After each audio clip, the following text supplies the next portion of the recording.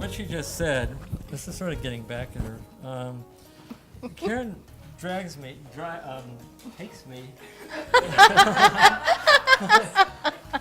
through, right. through so many different worlds, and I'll never forget when you said you're going to seminary. Oh, that's right. And I was like, what? So Karen goes to seminary, and they start you off in this it's like a Marine He boot forgot to camp. tell you that I hadn't been to church in 30 years or Right. something Plus when I we went back were to seminary. Card-carrying Sufis on top of that. She Yeah. was going to try Yep. to, pass herself off as a Presbyterian. So is this going out to the world? Yeah, oh, so, take so that be part out. careful. It's okay. Yeah. Yeah. All right. You should be all of that. Yeah. All right. So Karen goes to seminary, which is a boot camp. They have what's it called? Something school? Greek school. Greek Greek school. school. And so we had this big dining table set there. There was like books everywhere, and she's sweating and fretting and everything every single night. And every night we would go hear some blues down there. Was a little blues restaurant on the square at 11 o'clock, just to try to. And she had all these little flashcards all over the house with that's right. Greek and then Hebrew. And so Yeah, finally we that's got right. through Greek school, and she says, oh, some of the seminarians are going to come over tonight. We're just going to celebrate. And I swear to God, the seminarians come into the house, and each one has like 2 six-packs. And I'm Yeah. going, whoa, it's not what I thought it was. So then she described, they have like a little, I don't even know why we're on this You're topic. talking about different worlds. Different worlds, Yeah. that's right. You're going to have to shorten it Yeah. because there's a lot more worlds. Yes, but anyway, a lot more worlds. So the other day, I said, oh, well, you're taking me into cancer world. Yeah. Yeah. Yeah. And it's a world. It's a complete world unto Yeah. itself. That's true. Yeah.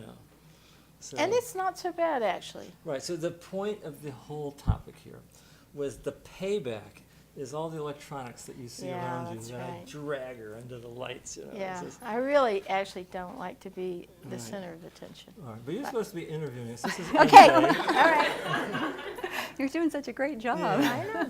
So, when you have the Oscars, they have the ceremony, and the Oscar goes to blah blah blah, and we're gonna have that later on if the clergy shows up. We have lots of backup, so don't worry. But before they have Joan Rivers, So you're not really Joan Rivers. I can do the accent, though. I grew up there, so. But you can be talking about, what we're wearing or anything that you find interesting about this journey. Or, hey, what's it like to have a brain tumor? Right, right. You actually were here the day you were playing the Finding Joe. I don't know if you noticed that. Yeah, oh, I did. Oh, that's right. Well, and it Yeah. was very interesting. If you don't know me, my name is MJ, and I teach Jacob. I'm one of his homeschool teachers. And Karen and Bruce have allowed us to use their home as our school. And I'm a passionate, Oops. Woo! That was the dog. It's okay. Yeah. passionate believer in the hero's journey. Hey, And- Molly. On a particular day, I happened to bring the Finding Joe video by Joseph Campbell, which goes through the hero's journey and how it can be used in all of our lives. And Karen and Bruce came in that afternoon and stood in the doorway as we were all watching it. And I remember at one point, Karen, you looked at Bruce and you're like, "Don't you want to eat?" And you said, "No, I want to watch this. I'm going to watch this." And then you stayed and watched for a while. For a and then, good reason. yeah, and Yeah. that's what, and I stepped out a few minutes later, and that's when you all were Right. sharing some things with Well, me. the video was right. really about reinventing yourself in a dramatic way. And so we had this simultaneous that Karen and I rushed to the hospital when we were at a doctor's office and we were stepping out of the elevator, and all of a sudden one leg went limp, and Karen collapsed into my arms, and there was someone else in the elevator, and I said, go get the doctor, go get the doctor. And he came down the hall and he said, just go to Piedmont Hospital right now. And we were like 2 scared little puppies. And this was New Year's Eve. And so we spent 24 hours in the ER because they didn't have a room in the inn. And so, and they came out and said, there's a lesion of X number of centimeters by X number of centimeters, blah, blah, blah. And I didn't know what was going on. All I know is that, for the last 6 weeks, Yeah, you were losing it. I was kind of a wreck for 6 weeks. Right. And you just don't know what category to put that. Simultaneously, my business was closing, and simultaneously another business that we had started was going kaput. So as I mentioned to Karen, the sign of really being in love is you like to do things together. So There you go. So when we were in the hospital, the only time we could both sleep is when he was climbing the little gurney in the emergency room the ER, with they me, don't give or you one of those fold-out couches, things like that. So I had some plastic chairs, and I'm getting pillows and trying to, cantilever myself on the chairs, and that wasn't working. And then I just left and went to the main hospital, and there was a darkened room where all these people are snoring like a cacophony. And then finally I came back, and it was 4 a.m, and then someone was screaming in the top of their lungs just to make noise in the ER. I mean, really vile, racial, hatred kind of sounds. You slept through that one. I'm glad I did. Yeah. I'm glad I did. And so finally, I just got into this thing narrow enough, and it worked. It worked. We did it. Yeah. So ask us some questions. Well, You're I was going to say, professional. most great stories begin in medias res, right in the middle of the action. And typically you kind of go back a little bit and see what was going on, and then you come back to the present time, and then you take us to where you're going. And that's kind of where we are right now, right? It's right in the middle of the action. And I think going back, that's why I asked you about the scarf. I remember my the day scarf. we were here teaching, and Karen was trying on all these different scarves and which one worked for her, because you were about to go take your test for. That was for my committee, yeah. Right. And I remember that moment. You were just like, I'm going to do it this time. I'm really ready. You had your stool and the color and how important it was to you. And to me, that's kind of goes back to that point where a lot of the things that were happening seemed like it might have been from stress and things that were going on. And so, you were really, getting ready for something important. And I think it's really great for people to see all that you were doing up until this point, because you really were on this trajectory towards this goal that you've always been wanting to reach. And at the same time, so is everything for you, Yeah, we have a friend who was here last night or the night before who had just passed her dissertation and doctorate and all this, PhD, and it made her a nervous wreck and so forth and so on, and the last minute they made her rewrite big portions of it, and I said, well, that's fine, but suppose that you were doing your dissertation, and when you got to the finale, they said, we want you to start over from scratch. And so Karen actually had to start over from scratch 3 times. Right. Well, I really love being a supervisor. Now, how many supervisory people are here? There's quite a few of us. And, it's really a calling. It really is a calling, but it's a really hard journey. And when I watched, the students did that whole presentation about Parsival, Jacob and his learning tribe last year, they studied Parsival, which is all about the hero's journey. And when I went there, I thought, oh, that's what's been happening to me, And when I didn't pass it the second time, I was, of course, every time I don't pass, I'm kind of devastated. But I felt a lot of shame about not passing. But when I was there in that presentation, it was talking about that somehow in the hero's journey, something opens up and all this help comes towards you.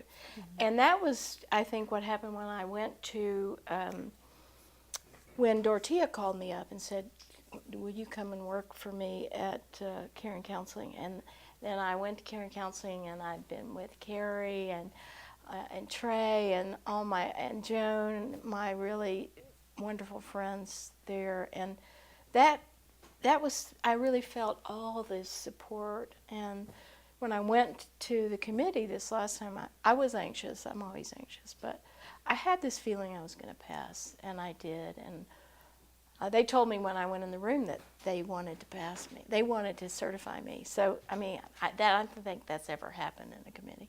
So yeah, that was wonderful. Yeah, it was the best hour, one of the best hours of my life, as I felt so alive and so able to talk about what I believed and thought, and it was really exciting. And the job too, wasn't that your Yeah, dream come and true the job, I'm so excited to have this job at TAC, and that's where I started out in CPE, and I loved it. They do work with the homeless. So the students I'll be teaching will be working with the homeless, and then I'll supervise them. And I really wanted that job. And right after my committee, they called me up and said, "We want to interview you," and blah blah blah. So and then they gave me the job. And I remember when they called us, I was sort of anxious because I hadn't heard for a day or so. So they called. I decided, I had this intuition, I needed to go to church. I needed to go there to church, and truthfully, I don't go to church that often, but Erase that part of the yeah, but I just felt called to go, and it was really beautiful. And Miriam, Well, more than that, What was it? Corrine was having her big open house for her new yeah, place. and I really, of course, wanted to go to that. Right, and you said, no, I have this intuition that I need to To go go to to that, this church yeah. that you've never been to. Yeah, that's Yeah. right. So I went, and Miriam was preaching, and it was Miriam really is your and potential new boss at that point. at that point. At point. And so then, And she's not even the regular priest. she's not the She was, priest. like, He was, standing in. yeah, standing in for the day. Right. So then, when I got home, Well, and you received communion from your oh, that's potential right. new boss.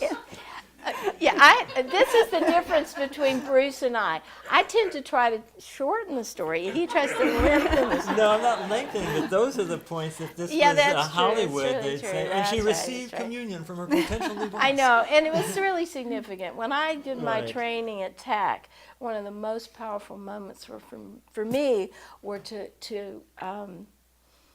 serve the cup in the Episcopal Church, because the way they do it is so beautiful. You know, you drink from the common cup, and there's something really beautiful and sacred about that. So that was really powerful for me when I was a student. And then You came home from, I came home after receiving communion from Miriam, right. and then a few minutes after I got home, she called me and said, and in the No, middle of the call, The power went out on your on cell the phone, that's right, and we scrambled to find the the power phone, adapter. we got it, Yeah. and then we called her back, and then she said, "Well, I was going to wait and call you tomorrow, but we won't." But we since you were there receiving Right. communion, Right, we want to hire you, or something like you Yes. got the job or something. right. And I was really quiet because I was so excited and stunned. And then I got off the phone, and Bruce and I hugged. I told him I got the job, and he hugged We me. just And collapsed into we tears. collapsed. We just both broke down Right. into tears. Yeah, it was Yeah. really exciting. Yeah. You know, in the Parsival journey, there's always people that come into your life at times you don't expect them, and you don't know why, but they're guiding you. And it's the same as the person that came to visit you that you got to interview for your new YouTube channel, because I think that was Oh, also right. That at was a very also significant important. time. Episode was Maybe right you after could that. Right. share right. about Yeah. who he is and how that turned Well- into your TV station. All right, so if you want to know this story, but it is significant. So there's this span of time, Short. that we call the fateful 6 weeks. Yeah. And the 6 weeks began with Karen passing her committee, November 15th. And prior to that, in the summer, we have this little cabin and a dock, and Karen says, "Oh, here's Sun Magazine. I think you'd really find this article interesting." And I'm reading this about this guy who's focused his life work on this thing called the belly brain. That there's as much neurological matter in your gut as there is in your head. And the neurological matter in your gut is the vehicle through which that we connect to the world, connect to each other, intuition, that we're in our bodies. All of this is happening there. If you say, "I just know it in my gut," that's what we're talking about. And his whole premise is that for the last 5,000 years, we have sort of turned ourselves upside down. Our tail brain and our head brain need to invert to actually be in our rightful place. And there's all sorts of myths that speak to this, going into the underworld and so forth. So I said, oh my God, this is so fascinating. I want to give a class on this. And so me and Corinne, we gave this class. We didn't really know that much about his particular piece, but we did our best. But Corinne knows a lot about belly brain. And so flash forward a few weeks later, our friend Terry Leonard was renting a cabin next door to ours, and she has this enormous big wet setter. I don't know what kind of dog it was. Lab. Yes. And the two of them are swimming. Blip, blip, blip, blip, blip. Okay, if I come aboard? Yeah, sure. And she plops out onto our dock, and the dog. And she says, oh, I just got back from this seminar in Toronto. I said, oh, really? Yeah, and it was on this little island, in Toronto, where people don't drive cars. And I said, really? I was just reading this article about this guy, Philip Shepard, who lives on that island. She said, oh, really? That's where I was. I was with Philip Shepard in Toronto. And so she said, I'm thinking of bringing him to Decatur. So flash forward very quickly. Decatur Healing Arts and Terry invite him to come to Decatur. And I'm walking down the square with Max. And Terry is there selling Girl Scout cookies or something. And I said, well, how's the Philip Shepard thing coming? She says, well, we really don't have a place for him to stay. And it looks like he's going to have to stay on a cot in my basement. And I'm like, world famous author, cot, basement, not a good idea. So I'll have to ask Karen. I don't know if I said that, but we'll take him. You should have said that. You should have said that. And so, but it turns out it was the weekend of the fateful committee, the do or die committee. And so you said, well, I think it would actually be helpful to have that kind of work energy in our space, and particularly because this thing around anxiety and feeling grounded in myself, blah, blah, blah, that this would be helpful. So Philip Shepard comes, and he's with us. It's very rich. And on the second day of the workshop, you went to the hotel. You passed the committee in flying colors. You return to the seminar, and everyone embraces you, and we're all in tears. And then we had our first one of these video things with Philip. And the very next day, it was offered that you could, I don't know. Meet with him. I'm not sure if I'm going to tell the story. No. It's the most dramatic part if it was the movie of the week. Okay. This is the part where you wouldn't go to the bathroom or go get something to eat. Okay? Okay. So they offered... Tell it briefly. Briefly. So Philip offered that we could have 2 of his coaching sessions. Karen went first, I went second. And I came in after you were completed, and you were in this completely open place where something was broken open. It was very profound. No one knew really what was going on, but Karen was quite disoriented. And so then you were going to get in the car and go drive to a therapy meeting that you go to, a group that you belong to. And then I worked with Philip, and we're making all sorts of sounds, and Philip has me crawling on the floor, and just that kind of stuff. It was very powerful. And then near the end of my session, the phone rings, and I didn't pick it up. And then the phone rings again, and maybe even a third time, and I run and pick it up. It's you. And you were in the car on the freeway. You had bumped a car, and now you're on the freeway, and you were completely lost. Right. You didn't know where you were. And you were actually in, I would say, hysterics. Well, Yeah. I think I'd like to tell the story now. Okay.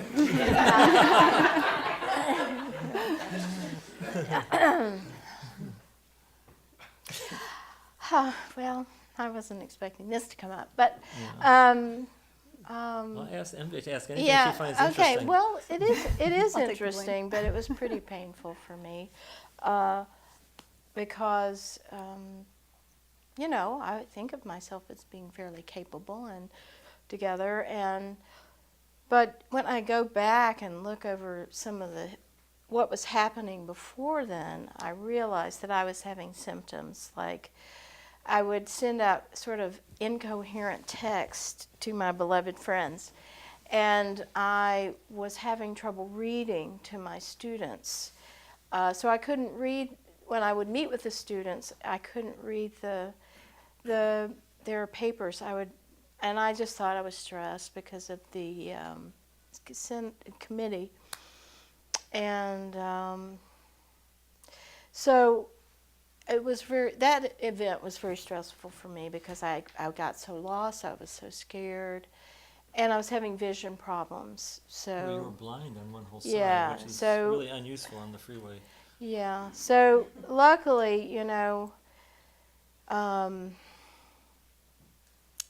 I got Bruce on the phone, and So let me tell my part of the story. well, Just have Des put this on a piece, then you go back to your part. So, no, wait. I need to tell my story now Okay. because I'm feeling it, and I think it's important All to right. tell things when you're feeling it. Mm. So it was really scary, and I was really probably the scariest day of my life, time of my life. When I was on the freeway, I was lost. I was sort of bumping into cars, and I didn't know where I was, and so it was really scary. But I got Bruce on the phone, and he and Jacob came to get me, and they found me. I was way somewhere, and let's not go that much into the story because that's enough. But anyway, they got me and they brought me home, and then over the weeks I started to have lots of symptoms, and I was scared and anxious. And then when I discovered, can we fast forward? Fast. Then when I discovered I had a brain tumor, I actually felt so much better, even though you don't really want to have a brain tumor. But because I thought I was really losing it. And but Bruce was with me through the whole thing, and he would always kind of be, at the end of the day, kind of say things to make me feel good about myself. And So we were in the hospital, and we've been married, I don't know how many 100 years, some number. I don't know. Are we 30 years?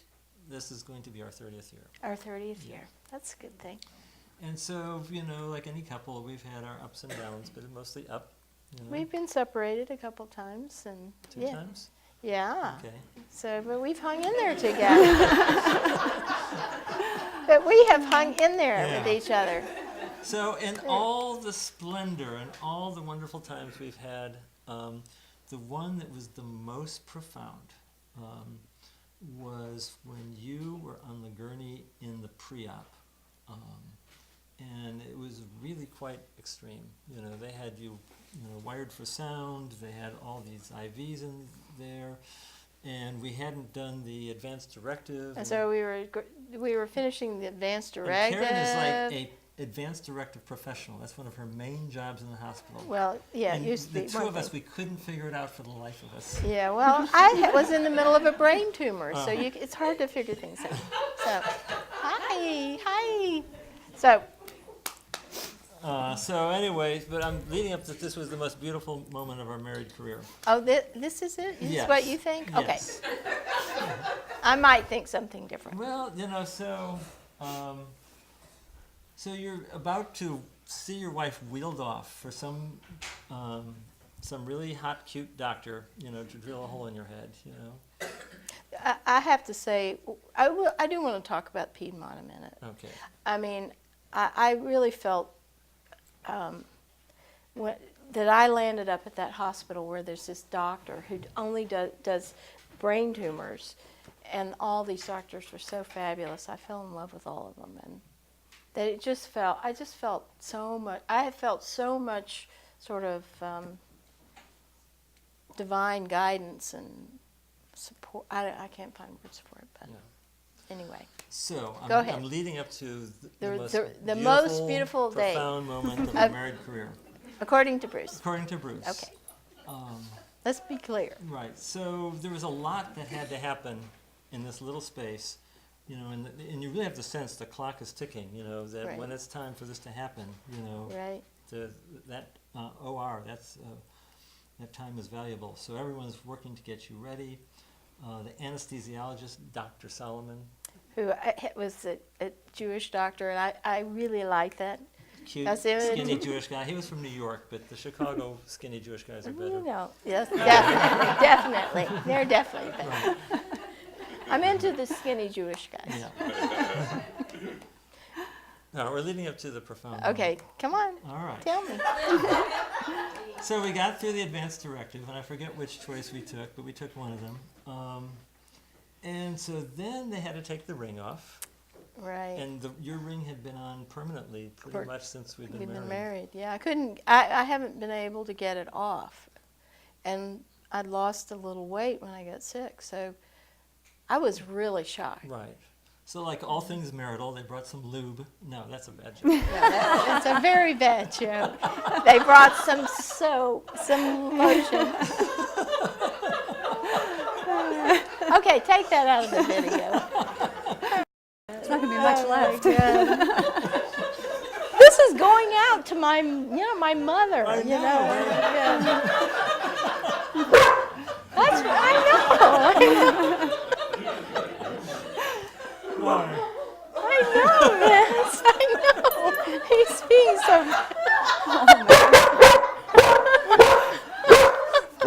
Oh my God! Oh my God! Come on, we better get through All right, this. we're gonna get to this. Okay, the next part of the story. quick.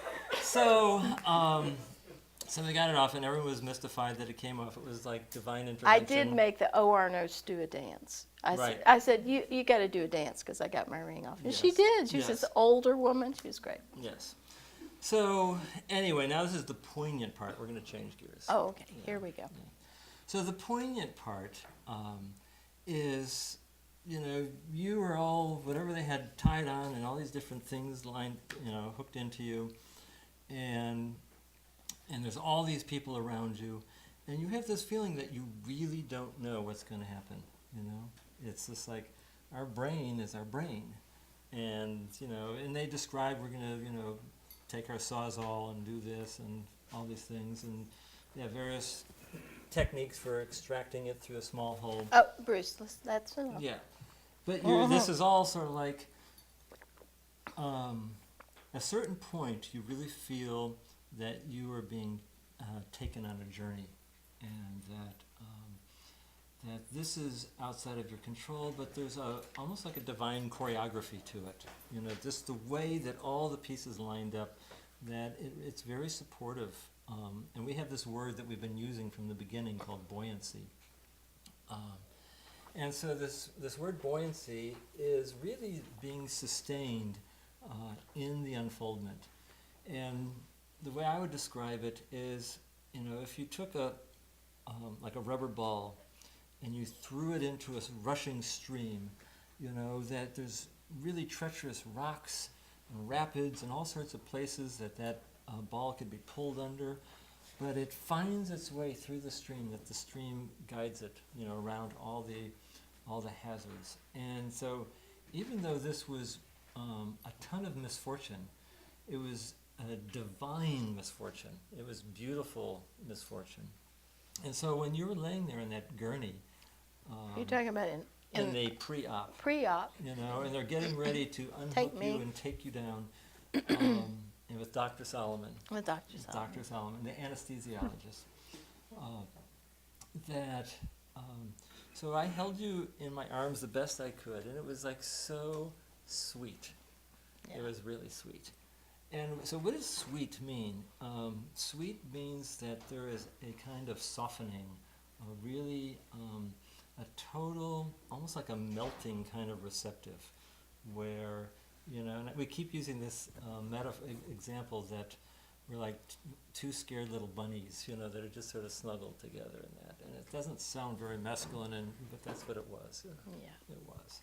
So they took you off, and the final words that I heard from my beautiful, beloved wife, that you were joking with the anesthesiologist and the orderlies about how anesthesia, it's just like a couple of tequilas or something like that. Is that Did I say that? there was some reference to anesthesia and tequila, but anyway. And I just I went, think that yes. Yeah, All right, I don't so, remember that. Well, I was going to say, one of the things that you keep talking about is the whole divine intervention. But then the whole idea of giving yourself to love and how that song was so prominent for you through the I whole love that So song. we The journey. have someone who Oh, yeah. lives in North Carolina who we've never met, and I'm going to call them right now. And they're And so we she's were in gonna- the hospital, and this a friend who we knew a long time ago named Lyndon, she sent us Yeah.